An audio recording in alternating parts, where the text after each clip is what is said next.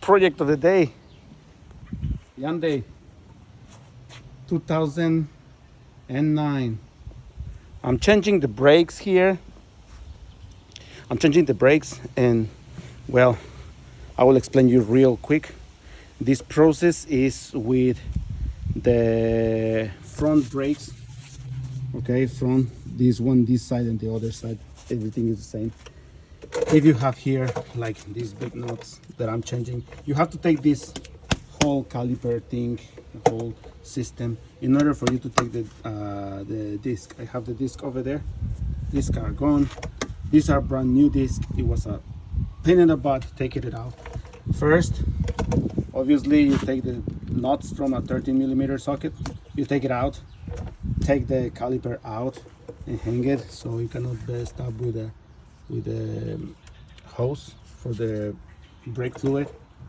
And then, you take this part with a 21mm wrench. Sometimes this one I have to hit it because it was oxidated, it was rusted, and it was stuck. And if anytime you get a problem with this kind of calipers, they are completely rusted, don't worry, just heat it up for 5 minutes, 8 minutes, and then put some pressure on, and then they will come out. There is nothing can stand the fire, that's for sure. Then you take everything apart. Then you clean, the clips, the metal clips, for them to put brand new pads. And then you put some, like grease, so they can, go back and forth like well and easier. They will not gonna get stuck. They don't get stuck anyways. I just like to put it because of the lubrication, that it might help the system. Same with this. You take this out, right? You take this one out, in and out, same as this. You have to put them in, put them out. You take it out like that, just push them out. They will come up everything. You just clean it, and you have to clean this rubber, and you have to clean this screw, because here is the 13mm screw that it will tie the caliper. Now you have to lubricate the rubber inside and the screw also, just for, again, free movement, like that you can have here. This one come back in, come back on. You see, it retreats by itself. It comes back alone.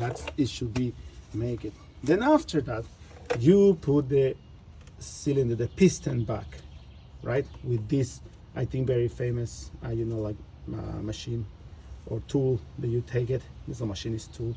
You can take it and then you screw it. Now, here's the more interesting thing for me. When I was doing that, like putting back the piston like back on, I put this one first back, and then I put this. But once I put it, I finished putting this, then this one was back on again.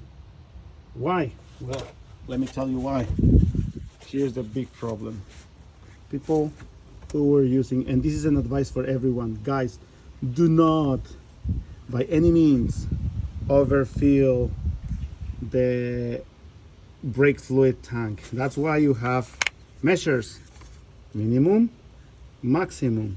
Once you change your whole brake pads, which I explained already, is this side, and the other side is exactly the same. Once you put them down, like let's say you put everything back on and the car starts to use it, the person put it into the normal limit, and then with the time when you are using your brakes, obviously the liquid is going to go like a little bit down. That doesn't mean that you have to fill it up. No, you don't have to fill it up. That's why this liquid is for. Why?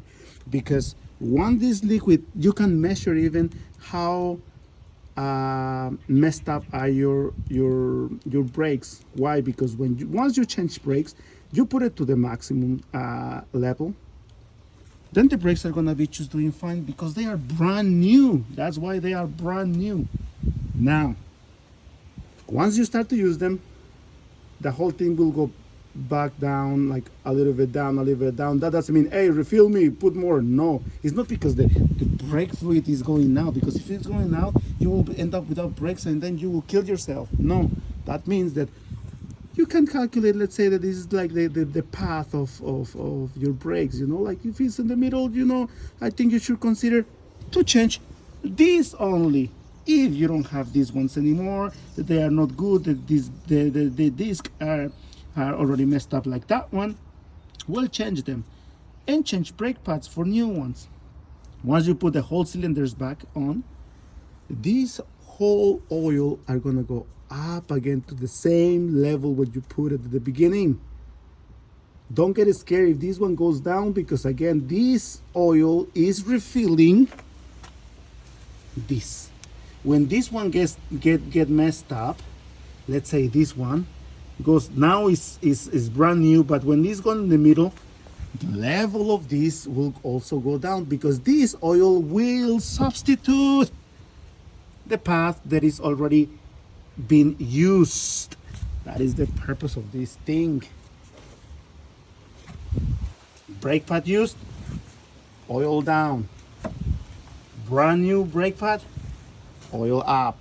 So again, please don't make it more difficult, because it's returning all the pistons back on, back forward. So now what I have to do is to take with a big hose or with a small hose the overfilling of this liquid.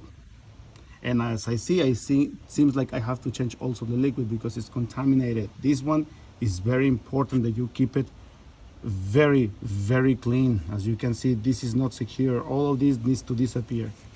Okay, you have to clean it very well. Why?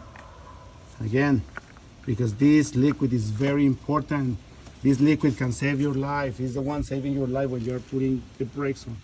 So again, I have to take the over refilling from the, I don't know who put it on, and put it back. So again,